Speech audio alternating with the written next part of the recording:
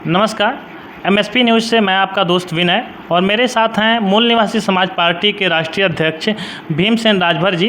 तमाम राष्ट्रीय अंतर्राष्ट्रीय मुद्दों पे बेबाक बोलते हैं। जो जन सरोकार के मुद्दे होते हैं उस पर बेबाक बोलने के लिए आप जाने जाते हैं। बातचीत का क्रम शुरू करेंगे, उसी जो जनहित के मुद्दे हैं उन्हीं से जानना चाहेंगे। इनसे स्वागत करें। जी धन्यवाद।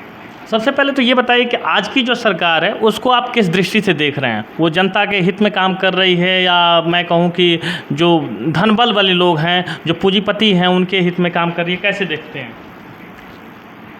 मौजूदा जो सत्ता है जी, पूंजीपति वर्ग की सत्ता है। मौजूदा जो सत्ता है पूंजीपति वर्ग की सत्ता है। पूंजीपति वर्ग की सत्ता कैसे है? जब से बीजेपी का शासन हुआ है, तीसरे राउंड सरकार बनी है, इसके पहले का भी देखा जा सकता है कि अमीर और अमीर हुआ और गरीब हुआ। अमीर, अगर किसी देश में अमीर और अमीर होता है तो इसका मतलब है कि उस देश में गरीब और गरीब होगा। जब तक गरीबी अगर बढ़ रही है तो उसका अर्थ है कि अमीरों की अमीरी बढ़ रही है। तो मौजूदा जो सरकार है पूंजीपति नौ सामंत और बड़े बड़े लोगों की सरकार है। ये गरीबों की सरकार नहीं है और उनके हित में काम कर रही है। लेकिन ये गरीब जनता के लिए बताते हैं। शायद 80 करोड़ लोगों को बता रहे हैं कि हम फ्री आपका राशन देते हैं। तमाम ऐसे बता रहे हैं, आयुष्मान कार्ड वगैरह की, ये तमाम मुद्दे बताते हैं कि हम जनता की भलाई के लिए काम कर रहे हैं। इस पर क्या कहना है? अच्छा ये बताइए, राशन विधायक क्यों नहीं देते हैं? राशन बड़े बड़े अधिकारी क्यों नहीं जाके लाइन में लग? खुद सर्वाइव करने के लिए डिजर्व करते हैं, खुद से कर लेंगे सर्वाइव। वो खुद से कर लेंगे, इसका मतलब यही है कि जिनको दिया जा रहा है वो सक्षम नहीं है, तभी नहीं दिया जा रहा है। भाई दवा कौन खाता है? जो बीमार होता है। कोई स्वस्थ आदमी दवा खाता है? नहीं खाता है। तो जनता 80 करोड़ लोग गरीब हैं, खुद भोजन का उत्पादन नहीं कर सकते हैं, भोजन की व्यवस्था उनके पास नहीं है। भोजन की व्यवस्था नहीं है, इसलिए सरकारी भोजन पर जिंदा हैं। इसका मतलब कि 80 करोड़ लोग सरकार के लिस्ट के अनुसार गरीब हैं और निहायत गरीब हैं। ये सरकार एक तरफ ये भी बात कर रही है कि हम जो काम कर रहे हैं वो पूरे पारदर्शिता के साथ कर रहे हैं। दूसरी बात उनका ये भी है कि वो प्राइवेट सेक्टर में, चाहे वो बिजली हो, सड़क हो, सब में कह रहे हैं कि हमने काफ़ी सुधार किया है और इसको लेकर के वो तमाम चुनाव भी लड़े हैं, उस कुछ हद तक सफल भी रहे हैं। हाँ, सुधार किए हैं, बहुत बढ़िया सुधार किए हैं। बिजली विभाग में जिस कर्मचारी को 50,000 रुपये तनख्वाह मिलती थी, अब उसको ठेके पर दे दिए हैं। अब वही कर्मचारी 10,000 रुपये में काम करेगा और पहले 8 घंटा ड्यूटी करता था, अब 12 घंटा करना है और तनख्वाह 50,000 की जगह पर 10,000 में करेगा। रेलवे में जो काम करते थे वो ठेके पर हो गए और उनकी तनख्वाह जहाँ 50,000 मिलने का वहाँ 5,000 7,000 तनख्वाह मिल रही है। मतलब BSNL को बेच दिया। BSNL का इतना बड़ा भारत का नेटवर्क किसके पैसे से? हर ज़िले में उसकी बिल्डिंग है, उसका इतना बड़ा नेटवर्क है, किसके पैसे से डेवलप हुआ? BSNL जनता के टैक्स के पैसे से बनाया गया और बना करके एक आदमी को बेच दिया गया कि तुम कमाओ मुनाफा। रेलवे जनता के पैसे से पटरी बिछाई गई, रेलवे इंजन लिया गया, डिब्बा खरीदा गया, स्टेशन बना और उसको बेच दिया किसी आदमी को, जाओ कमाओ मुनाफा कमाओ। 10 रुपया का टिकट तुम 50 रुपये में बेचो, कमाओ मुनाफा। एयर इंडिया जनता के पैसे से, टैक्स के पैसे से जनता से टैक्स वसूली हुआ। पानी पर, खाना पर, दवा पर, कपड़ा पर टैक्स लिया गया, जनता ने वसूला, सरकार ने वसूल करके और एयर इंडिया बनाया, एयर इंडिया का डेवलप किया, उसको बेच दिया कि अडानी साहब आप जो है मज़ा करो, आप टिकट 1,000 रुपया वाला एयर टिकट 5,000 रुपये में बेचो, 5 गुना कमाओ। बंदरगाह, देश के सभी बंदरगाहों को जनता के टैक्स के पैसे से डेवलप किया गया और बना करके बेच दिया, जो है आप कमाओ, पूंजीपति को बेच दिया गया। कोल फील्ड, देश की खदान जो है जनता के पैसे से, जनता की संपत्ति जनता के पैसे से डेवलप हुआ और उसको जो है बेच दिया, बड़े बड़े पूंजीपतियों को बेच दिया। तो सरकार ने विकास किया है क्या कि निजीकरण का विकास किया। गवर्नमेंट सेक्टर को जहाँ पर लोगों के जीवन की गारंटी होती थी, नौकरी मिल जाती थी, समझते थे कि हाँ अब मेरे बच्चों का भविष्य सुरक्षित है, उस नौकरी को असुरक्षित कर दिया। और आज ठेके पर हैं, आज भर्ती भाई ने बहने लात मार के ठेकेदार भगा देगा।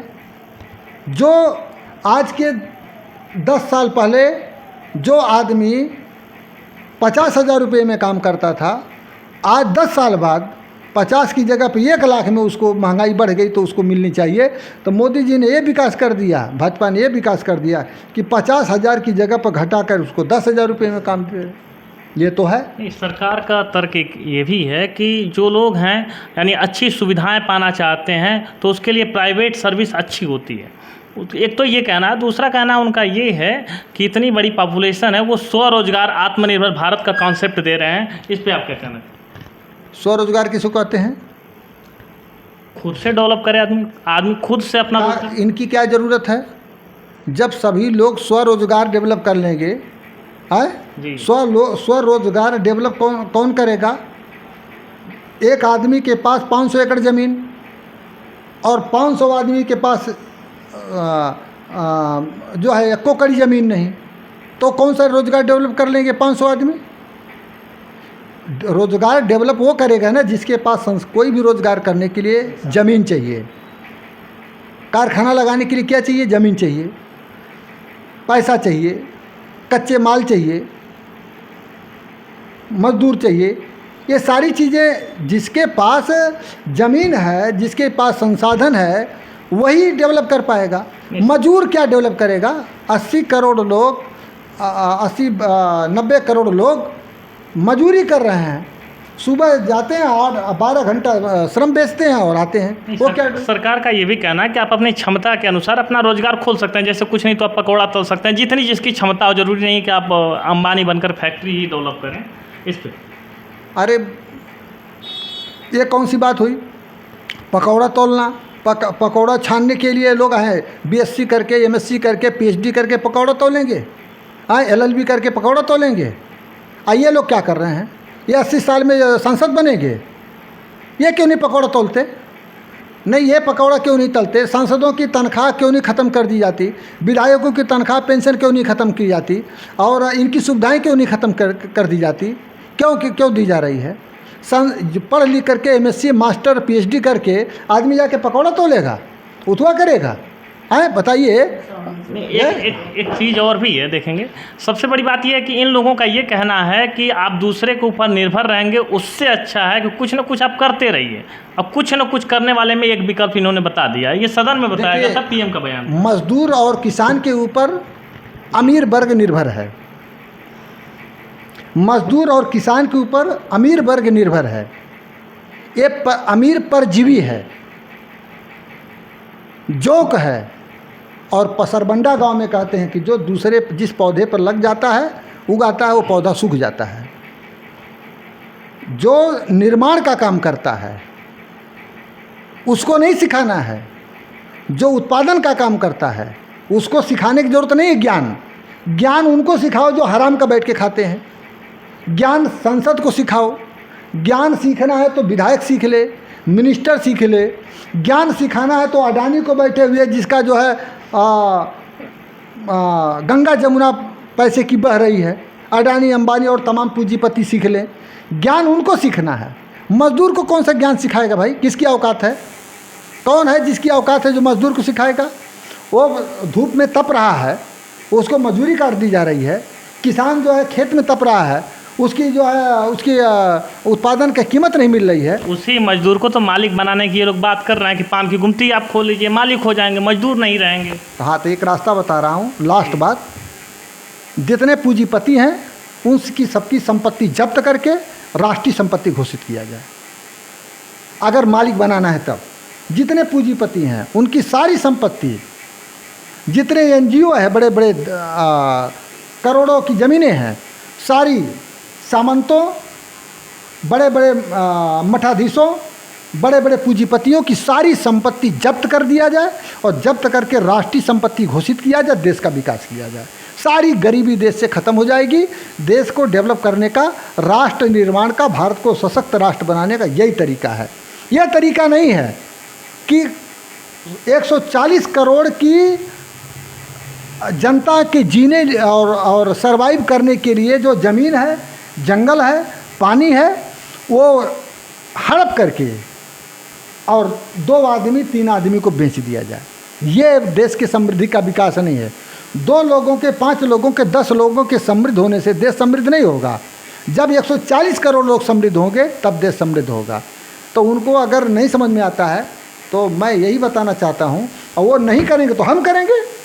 मूल निवासी समाज पार्टी की सरकार बनेगी, हम कानून बनाएंगे और जब्त कर लेंगे, और ताकत से जब्त कर लेंगे। बड़े बड़े पूंजीपतियों की संपत्ति जब्त करेंगे, धन्ना सेठों की संपत्ति जब्त करेंगे, राष्ट्रीय संपत्ति घोषित करेंगे, राष्ट्र के विकास में लगाएंगे। और देश से बड़ा पूंजीपति थोड़ी हो सकता है। देश की करोड़ों जनता भूखों मरे और 2 आदमी मौज मस्ती करें, 10-20 आदमी मौज मस्ती करें, इसके लिए है। जनता के लिए देश है, जनता के लिए संविधान बना है। जनता का हित है तो देश का हित है, और जनता का हित नहीं है तो देश का हित नहीं है। इसलिए पूंजीपति, सामंत, बड़े बड़े जो धनासेठ हैं, उनकी संपत्ति जब्त करके राष्ट्रीय संपत्ति घोषित किया जाएगा।